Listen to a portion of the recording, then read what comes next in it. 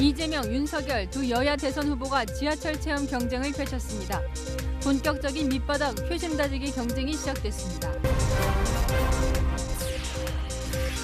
오스템 임플란트에서 거액을 횡령한 직원이 아파트와 오피스텔, 고급 리조트 회원권을 구입한 것으로 확인됐습니다. 75억 원 상당이었고 모두 가족 명의였습니다. 한라산을 점령한 들개들이 제주 지역의 가축을 무차별 사냥하고 있습니다. 한살은 개가 밑발로 다 빼가지고 이 안에 개가 두 마리가 들어가가지고 앞에 완전히 그냥 다 물어준 거고. 평택 냉동창고 화재 현장에서 숨진 소방관 3명에 대한 조문 행렬이 이어졌습니다. 작업장에서 가림막을 쳐놓고 고체 연료를 태웠다는 증언이 나왔습니다. 커피 가격이 연이어 인상됩니다. 커피 전문점 1위 스타벅스는 한 잔에 최대 400원이 오릅니다. 인스턴트 업체인 동서식품도 7% 넘게 오릅니다.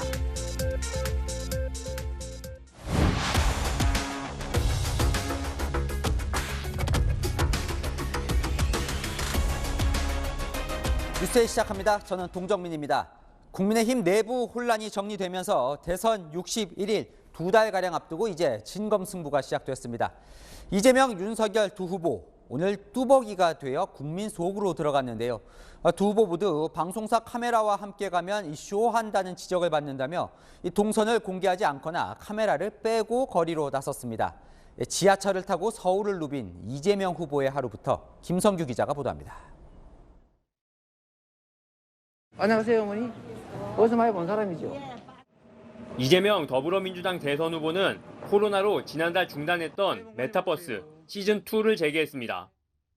서울 지하철을 타고 유권자들과 직접 소통했고 휴대폰으로 라이브 방송도 직접 했습니다. 저도 검정고시 출신이에요. 오, 그러세요. 몇 년도? 저는 76년도 했습니다. 아, 빨리 하셨네. 우리가 중학교 검정고시. 나 78년. 우리 친구를 안 좋아하는데요. 저 안 좋아한다고요? 되게 순수하거든요. 저 지금보다 좋아해 주실 거예요? 어디 가십니까? 윤석열 국민의힘 후보의 쩍벌을 겨냥한 듯한 말도 합니다. 다리도 안 벌리고 조신하게 앉아 계시네요. 수시로 라이브 방송을 하며 최근 화제가 된 탈모 치료 공약에 대한 의견도 구했습니다. 보험해 주자 1번. 이건 의료보험 대상이 아니다. 2번. 대선 전체 판도를 좌우할 서울 민심 공략을 위해 밀착 스킨십, 소통 행보를 강화할 계획입니다.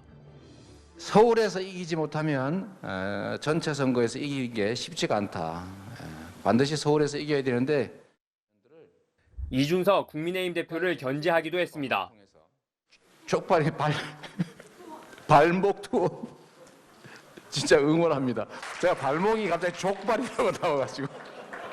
송영길 선대위원장님 정말로 감사합니다. 특히 다른 데 비교하니까 너무 잘하고 계시지 않습니까? 이 후보는 내일은 서울 노원구 재개발, 재건축 단지 주민들과 만나 부동산 민심 달래기에 나섭니다. 채널A 뉴스 김성규입니다. 그동안 당 내용에 발목이 잡혔던 윤석열 후보는 더 마음이 급하겠죠. 아침엔 지옥철 안에서 시민들 만나고 바로 당사에 가서 공약 발표하고 오후엔 대장동으로 달려갔습니다. 분주했던 하루를 안보겸 기자가 이어갑니다. 윤석열 국민의힘 대선 후보가 출근 시간 혼잡하기로 악명 높은 김포 골드라인 선에 탑승했습니다.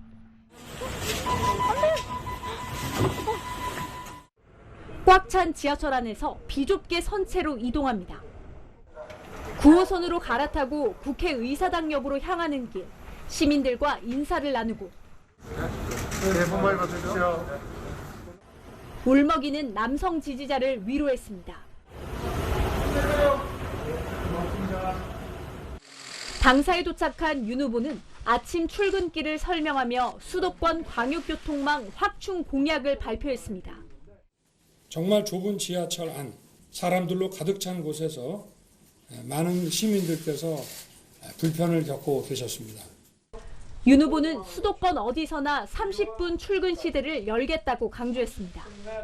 1기 수도권 GTX 노선은 평택까지 연장하고 2기 GTX 3개 노선을 추가하겠다는 겁니다.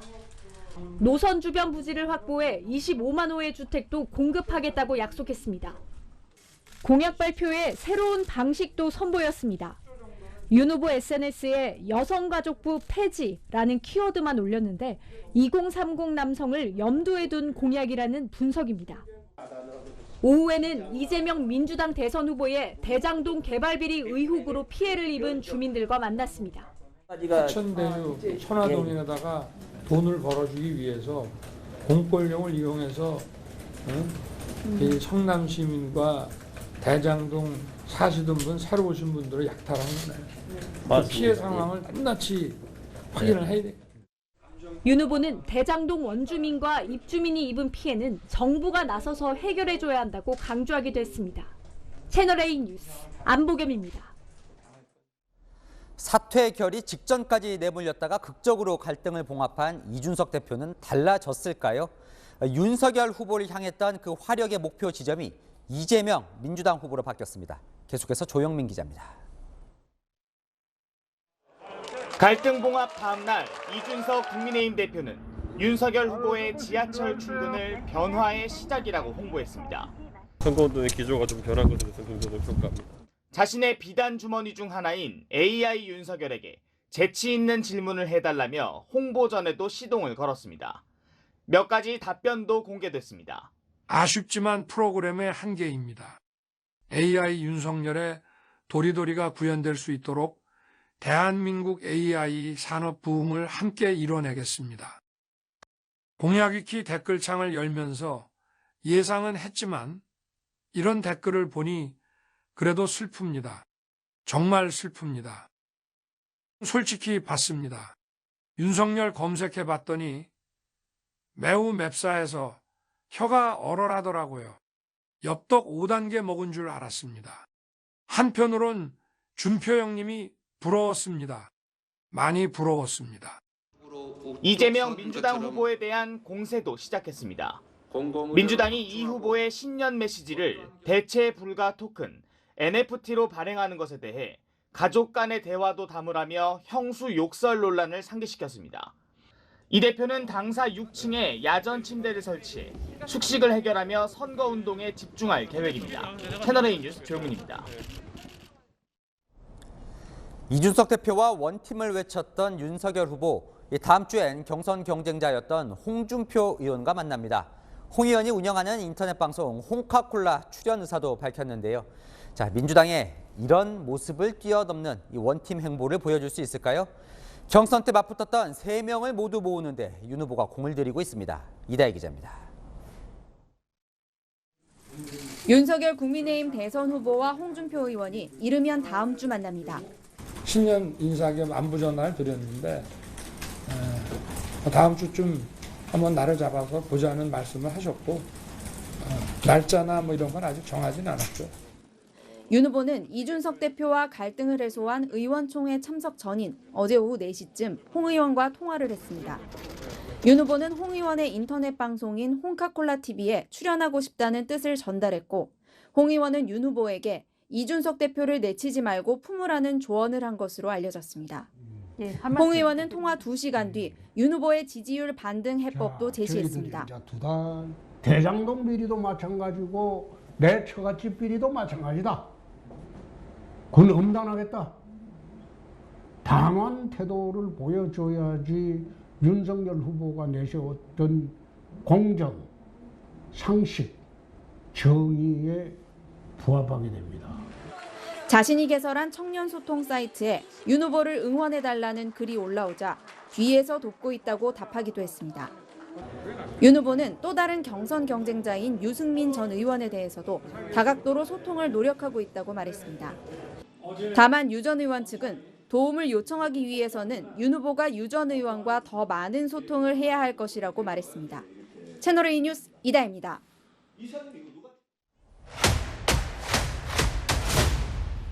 아는 기자 아자 시작합니다. 국민의힘은 원팀을 이뤘지만 안철수 후보가 치고 올라오고 있습니다. 출렁이는 야권 소식을 정치부 정한희 기자와 살펴봅니다. 어제 이제 극적으로 봉합을 하면서 오늘은 그럼 윤석열 후보와 이준석 대표가 뭐 좀 함께 다닐 줄 알았더니 그건 또 아니었어요. 네, 오늘은 각자 움직였는데요. 윤 후보가 여러 일정을 소화하는 동안 이 대표는 국회 본관 대표실에서 선거 전략을 짰습니다. 선대본부와의 소통은 원활했는데요. 원희룡 정책본부장, 권영세 선거대책본부장이 대표실을 방문해 회의를 했고 또 일부 의원들이 선거 아이디어를 들고 찾아오기도 했습니다. 오후에는 국민 공모를 했던 선거 유세송 심사도 했습니다. 이 대표는 당장 다음 주부터 선거대책본부가 있는 당사 6층에 야전 침대를 펴고 대선까지 숙식하겠다는 각오입니다. 한층 아래 5층은 후보 사무실인데요. 물리적인 거리가 가까워지는 만큼 후보와 직접 소통하며 선거를 이끌겠다는 겁니다. 10일 내에 떨어진 지지율을 올릴 수도 있다고 했는데요. 그 방안 중 하나로 젠더와 게임 이슈 관련 공약을 하나씩 발표할 예정입니다. 2030 지지율에 우선 집중하겠다는 것으로 보입니다. 자, 뭐 아직 순조롭긴 하지만 여기서요. 시청자 질문, 저희 아는 기자 아자에 들어온 질문 좀 답을 해주시죠. 네. 자, 이준석 대표가 또 도망갈 이유가 생기면 어떡하냐. 이 얘기가 뭐냐면 이준석 대표가 또 후보를 공격하지 않는다는 그런 보장이 있느냐. 이런 질문이 많이 들어왔습니다. 네, 어제 저녁에 이 비공개 의원총회에서 국민의힘 의원들이 우려했던 점도 바로 그 점입니다. 네. 또다시 내부 총질을 하면 어떡하냐, 불안하다는 거죠. 이 대표가 의원들을 안심시킨 한마디가 있었는데요. 세 번째 도망가면 당대표에서 사퇴하겠다고 약속한 겁니다. 또 의원들에게 후보가 실수하면 방어할 자신 있다고 말하고 논란을 빚은 연습 문제 발언에 대해서도 심기가 불편했다면 죄송하다 사과했습니다. 사과가 더 있었는데요. 지난 2주가 당원과 국민들께 얼마나 죄송한 시간이었는지 모른다. 또 실망스러운 모습 보여드린 거 사과드린다. 이런 말들을 했습니다. 네, 진짜 원팀의 중심에는 또 이제 홍준표 의원이 있는데요. 경쟁자였던. 네. 사실 그동안 윤 후보에게 많이 날을 세워왔는데 앞서 리포트 보면 좀 부드러워진 것 같기도 합니다. 회동도 한다고요? 네, 이르면 다음 주에 윤 후보와 홍준표 의원의 회동 가능성이 나옵니다. 윤 후보는 그동안 홍 의원의 공을 들여왔습니다. 지난달에는 비공개 만찬을 가지며 도와달라 요청도 했는데요. 당시에도 이 대표와 갈등을 빚던 윤 후보를 향해서 홍 의원, 이 대표를 찾아가라고 조언했죠. 만찬 이후에도 선대위 합류에는 선을 그어왔지만 최근에는 기류가 달라졌습니다. 홍 의원 측 관계자는 앞으로 선대본에서 적극적으로 역할을 할 용의가 있냐는 질문에 윤 후보의 진정성이 중요하다면서도 합류에 큰 장애물이었던 김종인 전 위원장이 물러난 만큼 긍정적으로 볼 수 있다고 말했습니다. 네, 근데 하지만 이 안철수 후보가 치고 올라오고 있습니다. 네. 뭐 이게 3자 구도가 될 거다. 뭐 이런 예상도 나오고 하던데요. 네, 안철수 후보 지지율 심상치 않죠. 오늘 발표된 여론조사입니다. 지지율이 20%대까지 내려간 윤 후보에 비해서 안 후보 15%까지 치고 올라온 모습입니다. 또 다른 여론조사에서도 선전하면서 10%대에 안착하는 분위기입니다. 어제의 갈등 봉합은 반영되지 않은 결과라서 향후 추이는 지켜봐야겠지만 야권 단일화 여부에 시선이 쏠리고 있는데요. 어제 윤 후보와 만날 수 있다고 했던 안 후보, 오늘은 이렇게 말했습니다. 정치인이 만나자는 요청이 오면은 누구라도 못 만날 이유는 없다는 원론적인 말씀을 드린 겁니다. 지금은 자신의 비전을 가지고 국민들의 평가를 받아야 할 때입니다. 저는 지지율에 일희일비하지 않습니다. 네, 이 대표도 오늘 라디오 인터뷰에서 단일화 제안할 생각 없다며 선을 그었죠. 그러면서 안 후보 지지율 조만간 꺾일 것이라고 했는데 어제 비공개 의총에서도 제가 당대표로 있는 한 후보 교체는 없다고 강조했습니다. 안 후보로 간 지지율 복구가 우선이라며 우리의 실망에서 안 후보로 이탈한 지지율을 되찾아야 한다고 한 것으로 알려졌습니다. 네, 민주당은 그동안 빨리 국민의힘 내용 정리하고 정책 경쟁하자 이렇게 얘기를 해왔는데 네. 실제로 봉합이 되고 난 민주당 반응은 어떻습니까? 막장 드라마다 이렇게 평가절하했습니다. 네. 집안 싸움으로 관심을 끌더니 극적 봉합으로 주목받고 아침 막장 드라마에 출연 배우들인 양 연기는 잘한다는 조롱도 있었고요. 또 오늘의 원팀이 언제 원망팀으로 바뀔지 모른다고 비꼬기도 했습니다. 자, 이 원팀을 이루면요, 국민의힘 지지율 반등할 수 있을까요? 정 기자 보면 어때요?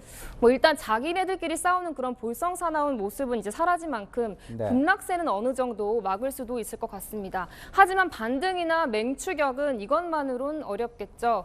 이재명 민주당 후보가 대장동 이슈를 뚫고 나오듯이 윤석열 후보의 위기 돌파 능력에 모든 게 달렸다. 이렇게 얘기할 수 있을 것 같습니다. 잘 들었습니다. 지금까지 정치부 정한희 기자였습니다.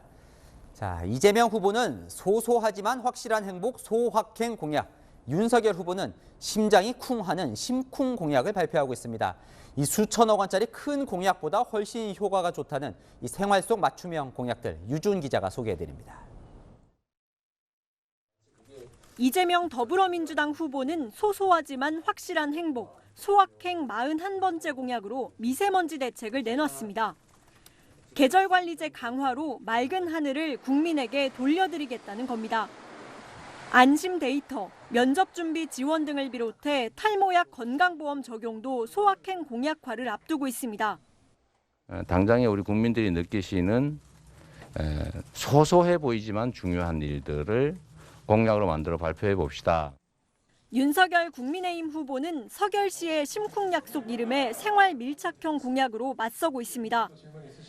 택시기사 운전석에 보호 칸막이를 설치하는 1호 공약에 이어 오늘은 2호 공약을 내놨습니다. 주류 가격에 포함된 세금의 10%를 음주운전 예방에 쓰겠다는 겁니다. 관료들이 머리를 맞대서 나오는 것만으로는 부족하고 그 국민들의 그 삶에서 그 현장에서 나와야 하는 것입니다. 내일부터는 이준석 대표와 함께하는 윤석열의 1분 공약으로 업그레이드해 하루 한 개씩 공약을 내놓을 계획입니다. 이처럼 대선 후보들이 생활 의제에 집중하는 데는 이유가 있습니다. 사흘 전 한국 매니페스토 실천본부가 발표한 20대 대선 유권자의 10대 의제를 살펴봤습니다. 대통령 탄핵을 겪은 지난 대선에서는 부정부패 척결과 정치개혁이 1위였다면 이번 대선 1위 의제는 집값 안정과 서민 주거권 확보였습니다. 2030 세대가 원하는 대통령은 내 삶을 더 나아지게 하는 대통령이었습니다. 내 집 마련을 앞당겨줄 수 있는 대통령이 1위였고 지구 환경을 중시하고 통일을 앞당겨주는 대통령은 가장 낮은 순위였습니다. 승패를 가를 유권자들을 집중 공략하다 보니까 그들의 수요에 어떤 그 타겟팅한 아주 그런 공약들을 내는 게 아닌가 하는 생각이 들고요. 생활 밀착형 공약을 남발할 경우 재원 마련이 문제가 될 수 있다는 지적도 나옵니다. 채널A 뉴스 유주은입니다.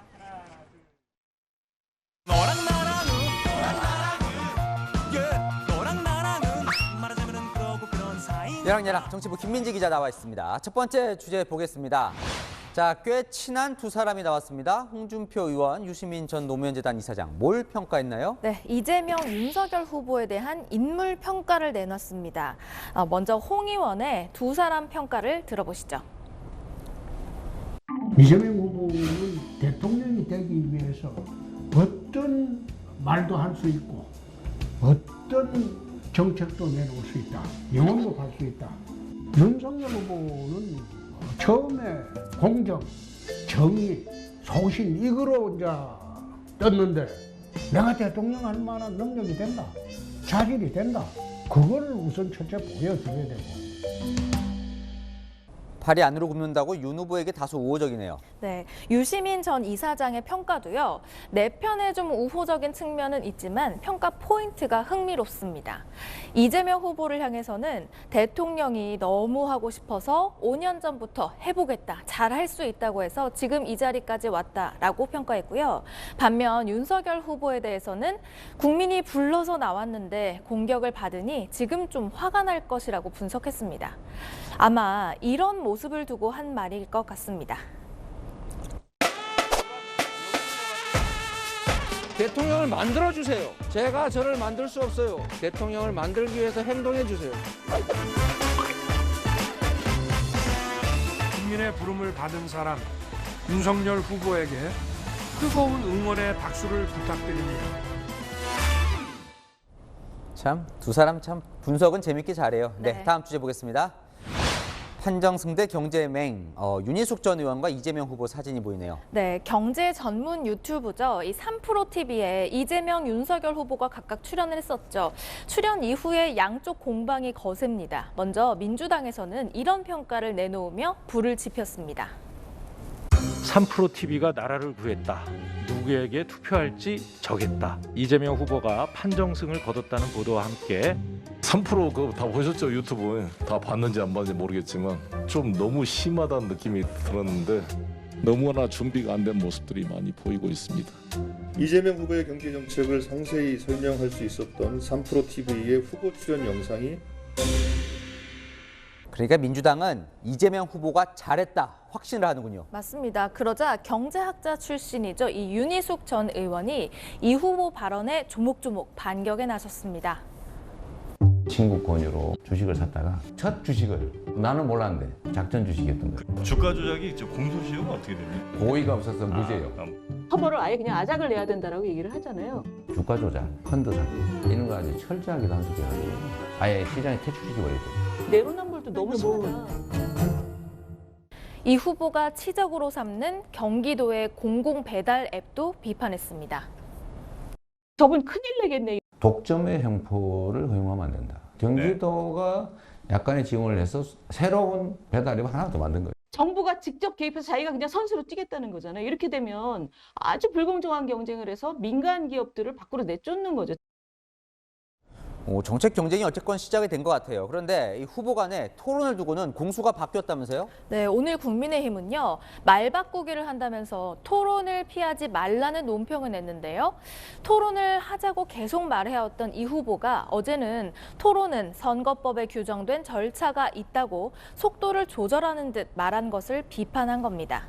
그러니까 지지율이 오르자 발 빼는 것 아니냐는 비판인데요. 정책과 토론을 두고 티격태격하고 있습니다. 감정은 싹 빼고 논리로 치열하게 다투는 토론을 기대해봅니다. 네, 요즘은 이 국민들이 편집된 거 말고 길게 후보들의 생각 그대로를 좀 알고 싶어하는 것 같습니다. 여랑야랑이었습니다. 오스템 임플란트 재무팀장의 횡령 사건 수사 속보입니다. 빼돌린 회사 돈 사용처가 계속해서 확인되고 있습니다. 이미 드러난 금괴와 주식 구입 말고도 가족 명의 아파트와 부동산, 고급 리조트 회원권을 사들이는데 거액을 쓴 정황이 포착됐습니다. 여기에 들어간 돈이 75억 원에 이릅니다. 먼저 성혜란 기자입니다. 잠적하기 전 금괴 851kg을 사들이는데 681억 원을 쓴 이모 씨. 이 씨가 오스템 임플란트에서 빼돌린 돈으로 수도권의 가족 명의 부동산을 사들인 정황이 포착됐습니다. 파주시에 있는 17억 원대 오피스텔과 11억 원대 아파트는 아내 명의로, 고양시에 있는 16억 원 상당의 아파트는 처제 명의로 구입한 사실이 경찰 수사에서 드러난 겁니다. 제주도에 있는 고급 리조트 회원권 30억 원어치도 아내 명의로 구입한 기록도 확보했습니다. 가족들 명의 부동산 구입 등에 쓰인 돈은 모두 75억 원. 경찰은 이 씨가 체포된 파주시 상가주택을 압수수색하는 과정에서 관련 부동산 거래 기록을 발견한 걸로 알려졌습니다. 어제는 이 씨의 아내와 처제를 소환해 부동산 구입에 쓴 돈의 출처와 성격을 추궁했습니다. 경찰은 이들 부동산과 별개로 파주시 소재 이 씨 가족들 명의 부동산 담보 대출 상환에 쓰인 돈도 출처가 횡령 자금일 가능성이 높다고 의심하고 있습니다. 채널A 뉴스 홍일환입니다. 이 씨가 빼돌린 회사 돈에 100억 원이 추가돼 횡령액이 총 1,980억 원으로 늘었습니다. 횡령이 시작된 시점이 알려진 것보다 앞당겨진 겁니다. 경찰은 공범 여부를 밝히는 데 수사력을 모으고 있습니다. 이어서 김정근 기자입니다. 회사 돈을 횡령한 혐의로 그제 체포된 오스템 임플란트 재무팀장 이모 씨. 경찰은 특정경제범죄법상 횡령죄 등을 적용해 구속영장을 신청했습니다.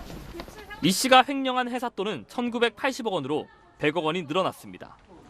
수사 과정에서 횡령이 시작된 시점이 지난해 10월에서 3월로 앞당겨진 겁니다. 범행을 돕거나 지시한 사람을 밝히려는 수사도 속도를 내고 있습니다.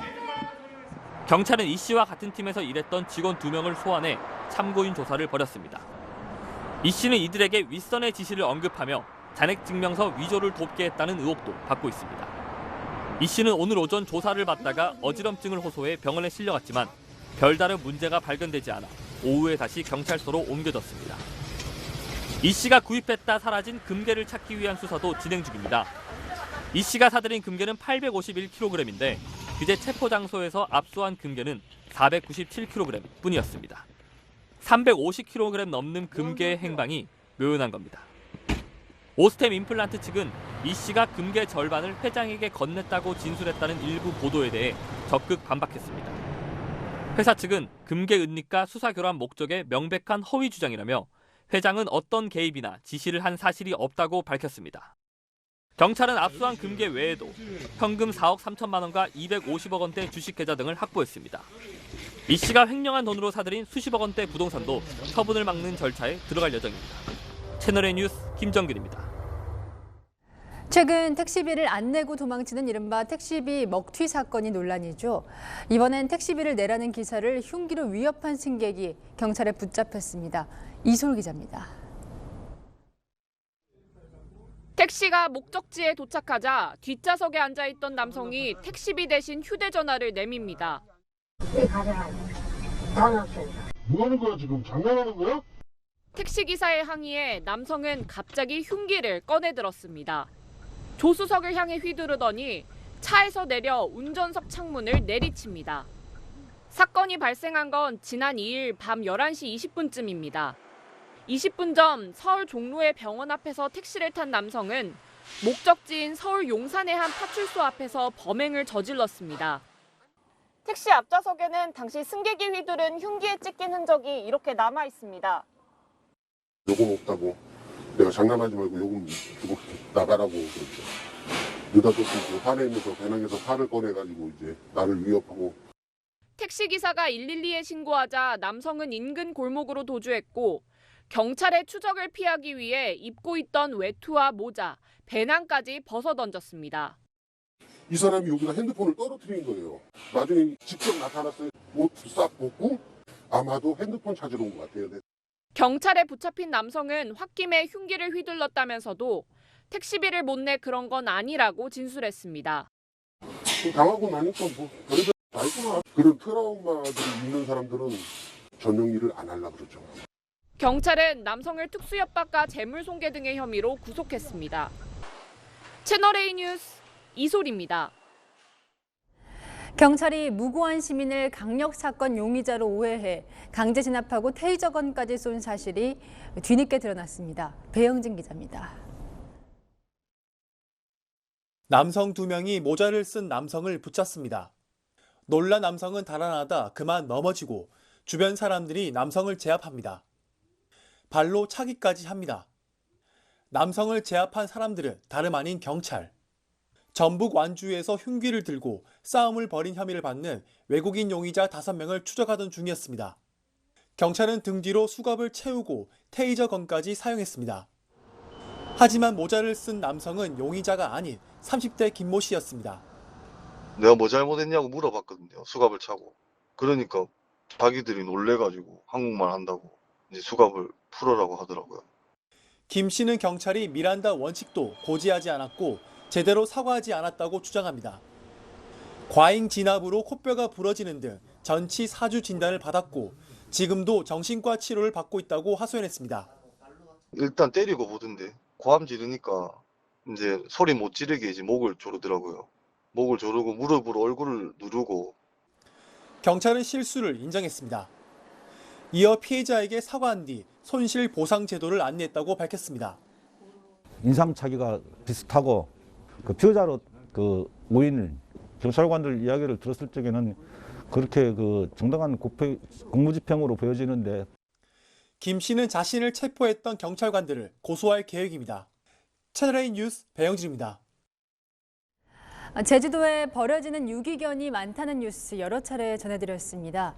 그 영향인지 야생화된 들개들이 사람과 가축을 무섭게 공격하고 있습니다. 현장 카메라 정다은 기자가 취재했습니다. 제주 일대에서 들개로 인한 피해가 잇따르고 있습니다.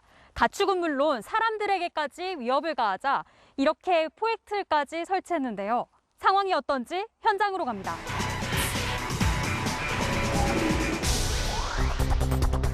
철제 울타리 안으로 침입한 들개 무리가 흑염소를 공격합니다. 냉수가 먹잇감을 낚는 듯 보입니다.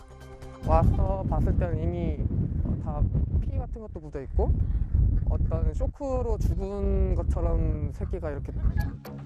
제주 지역 또 다른 농가에선 들깨들의 습격으로 키우던 닭 500마리를 잃었습니다. 창자를 개가 밑발로 딱 찢어가지고 이 안에 개가 2마리가 들어가가지고 앞에 완전히 그냥 다 물어 죽였고. 사람의 보호를 받지 못하는 유기견들이 산간 지역에서 번식을 한 뒤 오랜 기간 야생에서 생활하면서 공격성이 강한 들개로 변한 겁니다. 번식이 되면 그걸 집에 놓지 않고 이제 오름이라든가 산에 놓게 되면 그런 애들이 늘면서 들깨가 되지 않았겠냐. 제주 야생동물구조센터의 연구 결과 해발 300에서 600m, 제주 중산간지대를 중심으로 최대 2,100마리의 들깨가 서식하는 것으로 조사됐습니다. 문제는 서너 마리씩 군집 생활을 하는 들깨의 습성상 번식을 통해 개체 수가 더 늘어날 수 있다는 겁니다. 들깨들이 떼지어 다니는 모습이 이곳에서 자주 목격된다고 합니다. 최근엔 주민들을 위협하는 일도 많아졌습니다. 숲에 있는 노루 사냥을 하는 걸 몇 번 봤어요. 사람한테도 이렇게 가까이 오고 하는 경우가 있는데 굉장히 무섭죠. 떼거리 들어가면 무섭지 무섭기는. 콜푸체 그것 때문에 저 내놨다고. 지난 3년간 주민들의 신고로 소방당국이 포획한 들깨 수는 매년 증가했고 급기야 지자체가 들깨 출몰 지역 곳곳에 포획틀을 설치하기도 했습니다. 요 고등어만 구워서 놓고 하니까 그래 와가 잡았어요. 3마리. 하지만 경계심이 강해 포획에도 애를 먹습니다. 당연히 어렵지. 이게 움직이니까 얘가 또 어디 또 갔다가 또 나타나고 이러고 해서 케이스마다 다르겠지만 포획이 쉽진 않습니다. 전문가들은 포획과 함께 동물 등록제 활성화 등 유기견 발생을 막기 위한 근본적 대책이 필요하다고 지적했습니다. 등록제가 잘 활성화가 되면 함부로 버리지 못하거든요. 사실 첫 번째는 수술을 시켜가지고 그 번식을 하지 못하도록 하는 것이 우선적으로 만들어줘야죠. 현장 카메라 정다은입니다.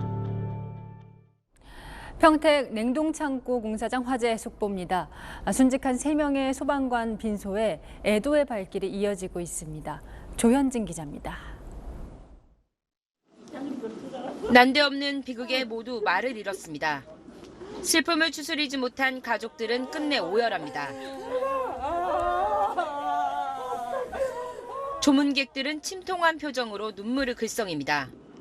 이영석 소방경은 90대 노모를 극진히 모신 효자였고 박수동 소방장은 결혼을 앞두고 상견례까지 마친 사실이 알려져 안타까움을 더했습니다. 팀 막내 조우찬 소방교는 육군 특전사 제대 후 지난해 5월 소방관이 됐습니다. 운동하는 걸 좋아하고 잘하고 특전사 출신 매력이 있어서 항상 주변에 친구들이 항상 많고 주변 사람들을 좀 즐겁게 해주는 친구였어요. 시내에 설치된 합동 분향소에도 시민들의 발길이 이어졌습니다. 이런 일이 작년에도 있었던 것 같은데 또 한 번 이렇게 일어나서 되게 안타깝게 생각하고. 경찰 수사도 시작됐습니다. 경찰은 화재 현장을 비롯해 시공사와 감리회사 등 10여 곳에 대해 압수수색을 벌였습니다. 현장에 있던 작업자들을 상대로 안전수칙을 지켰는지도 조사하고 있습니다. 작업자들이 야간 작업 중 고체 연료로 불을 피웠고 파란색 천막천으로 가림막을 쳤다는 진술이 나와 경찰이 사실 여부를 확인 중입니다. 순직한 소방관 3명에 대한 국가수 부검에선 열에 의한 사망이나 유독성 매연 등으로 인한 질식사가 원인으로 추정된다는 구두 소견이 나왔습니다. 소방노조는 이번 사고와 관련해 반복되는 무리한 진압 명령으로 또 동료를 잃었다며 지휘부의 무리한 화재 진압 지시의 허점을 인정하라고 요구했습니다. 채널A 뉴스 조현진입니다. 얼마 전 경기도 고양시 7층 건물에 기둥이 파손되는 땅꺼짐 사고가 있었죠. 건물에서 긴급 대피한 상인들은 버는 돈도 없는데 임대료까지 내야 하는 이중고를 겪고 있습니다. 그런데 이런 대형 땅꺼짐 사고 유독 고향에 있는 일산 신도시에서 자주 일어납니다. 이유가 무엇인지 제가 직접 취재했습니다.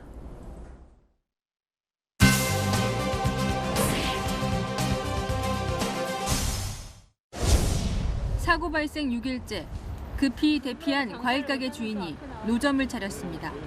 말로는 보름인데 예. 길어지면 한 달도 될 수 있다 해가지고 힘든 상황이죠. 근데 날씨도 또 지금 영하권으로 자꾸 떨어지고. 과일만 문제가 아닙니다. 임대료까지 꼬박꼬박 내야 하는 상황.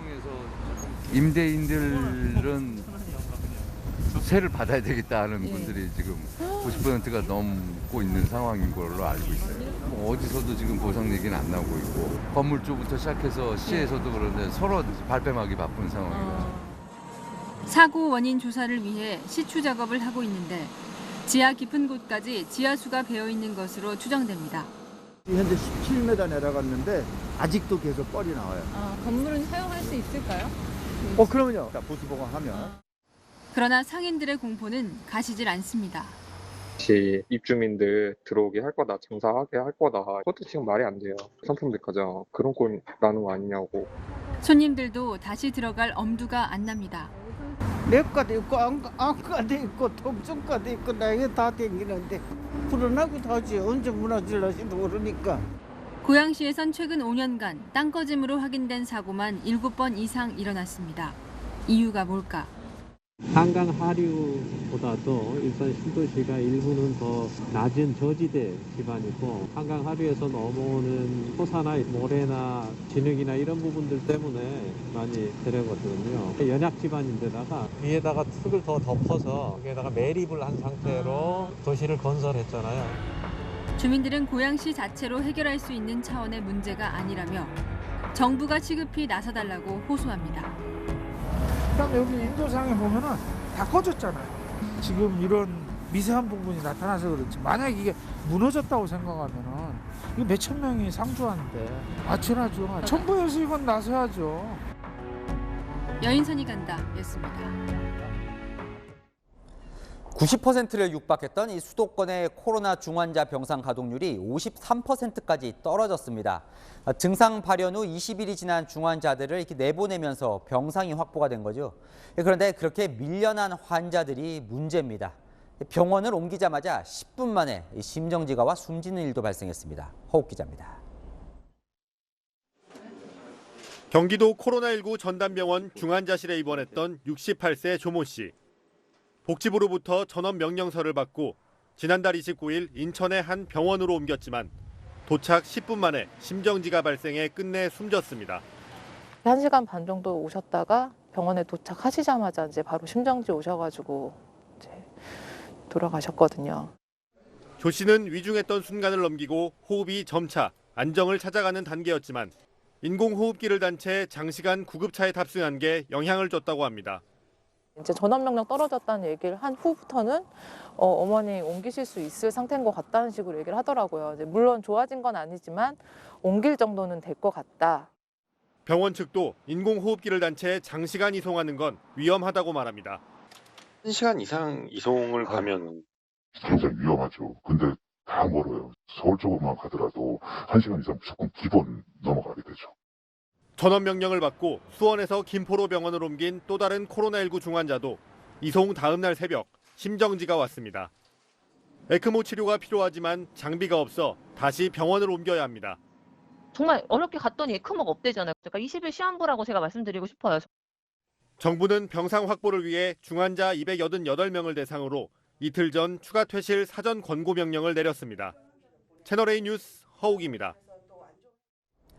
커피 한 잔의 여유가 좀 부담스러워졌습니다.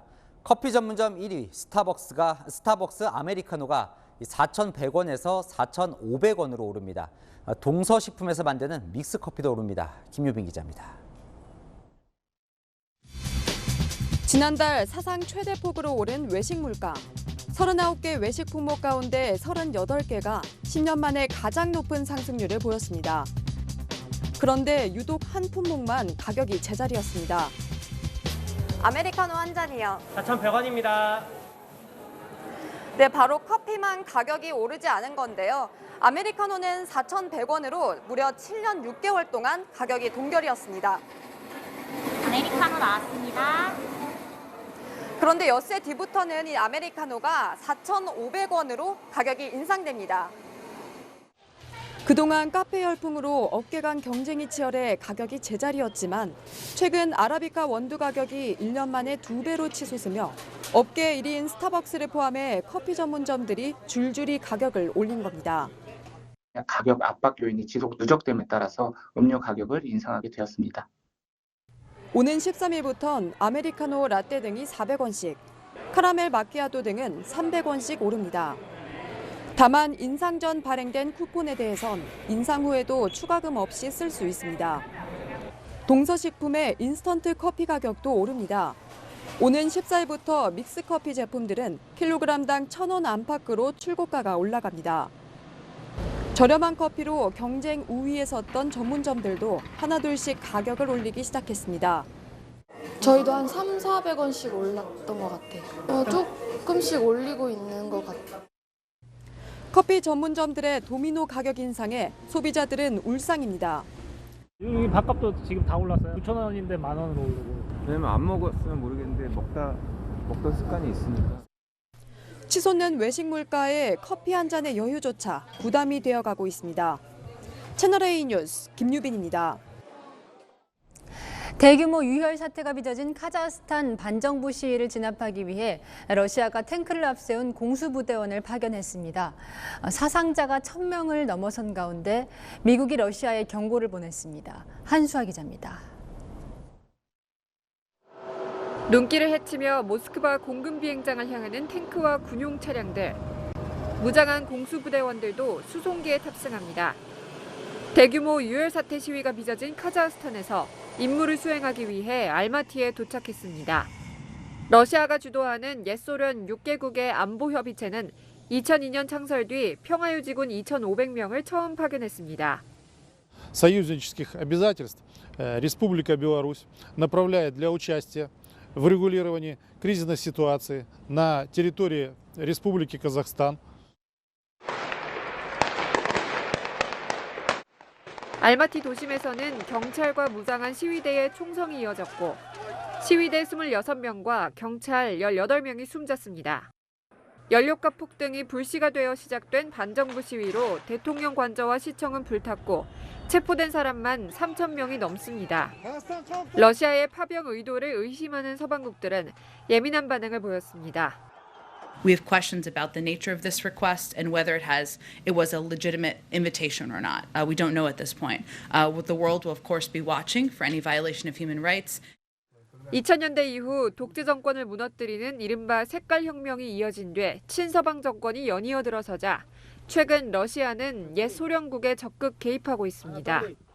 지난해 폴란드와 국경에서 이주민 갈등을 겪었던 벨라루스를 지원했고 우크라이나 국경지대에는 10만 명 이상 병력을 배치했습니다. 전 세계 우라늄의 40%를 공급하는 카자흐스탄 전국 불안으로 우라늄 가격은 이틀 연속 상승했습니다. 채널A 뉴스 한수아입니다. 이번 라스베가스 CES에서 전 세계가 주목하는 기술은 단연 코로나 관련 헬스케어 산업입니다. 후 불면 5초 만에 감염 여부가 나오는 신속키트 같은 다양한 신기술이 공개되는데요. 박정석 기자가 보여드립니다. 전 시장 위로 코로나19 바이러스 모형이 둥둥 떠다닙니다. 전 세계 기술 기업들의 최대 관심사는 코로나 극복과 치유. 이렇게 숨을 불어넣으면 5초 안에 코로나 검사 결과를 확인할 수 있습니다. 음주 측정기와 비슷한 방식인데 코로나에 감염됐다면 빨간불, 정상이면 파란불이 바로 들어옵니다. With no having to, stick anything up your nose, no swabs, no more waiting for results. 미 국립보건원 테스트는 거쳤지만 밀폐된 에어로졸에서 진행된 시험이라 일상 공간에서의 정확도는 조금 더 따져봐야 합니다. 요즘 48시간 이내 코로나 음성 확인을 요구하는 곳이 많은데 마이크로칩에 체액을 떨어뜨려 검사하고 스마트폰과 연결해 그 결과를 증명서처럼 바로 쓸 수 있는 USB형 진단 키트도 눈길을 끌었습니다. 이제 일상이 된 마스크도 덩달아 진화하고 있습니다. 바이러스는 물론 미세먼지까지 잡아내는 40만 원짜리 강화 필터 마스크에다. This mask can use for 4 years. If we count the number of masks we use like this, it's more expensive after 4 years of use. 마스크를 쓴 채 그냥 얘기하면 손에 든 휴대폰에 원하는 외국어로 바로 통역해 말하고 보여주는 기술도 눈길을 끌었습니다. 반갑습니다. Nice to meet you. 입에 손가락을 넣으면 살짝 깨물어 자극과 함께 집콕 우울증을 날려버리는 감성 로봇이나 캠핑 가서 텐트를 스크린 삼아 불멍하고 영화를 볼 수 있는 간편 프로젝터는 코로나에 지친 마음을 어루만지고 치유해주는 기술들입니다. 미국 라스베이거스에서 채널A 뉴스 박정서입니다. 먼지로 가득 찬 오늘 광화문의 모습입니다. 대기 흐름이 원활하지 못한 중서부 지역은 연일 탁한 하늘이 이어지고 있는데요. 먼지는 내일도 해소되지 못하면서 수도권과 충청, 전북과 광주, 대구의 미세먼지 농도는 종일 나쁨 수준을 보이겠습니다. 내일 밤부터는 중국발 스모그까지 유입돼 일요일엔 상황이 더 나빠지겠습니다. 이번 주말 내내 심한 추위는 없겠습니다. 내일 늦은 오후 수도권과 강원 내륙 지역에 눈발이 날리기 시작해서 밤부터 모레 새벽 사이 중부에는 눈이 오겠는데요. 양이 적어서 대기의 건조함은 계속되겠습니다. 내일 아침 파주는 영하 12도로 중북부 내륙은 무척 춥겠습니다. 그 밖은 서울과 대구가 영하 4도로 출발하고요. 한낮에 서울은 5도, 광주는 8도로 평년 기온을 웃돌겠습니다. 다음 주엔 영하 10도 안팎의 강추위가 몰려오는 등 기온 변동이 크겠습니다. 날씨였습니다. 대선 때 되면 보통 특보만 수만 명입니다. 임명장 나눠주느라 바쁘죠. 사람 동원하고 조직 불리고 전화 돌리고 그런 게 선거 공식이었습니다.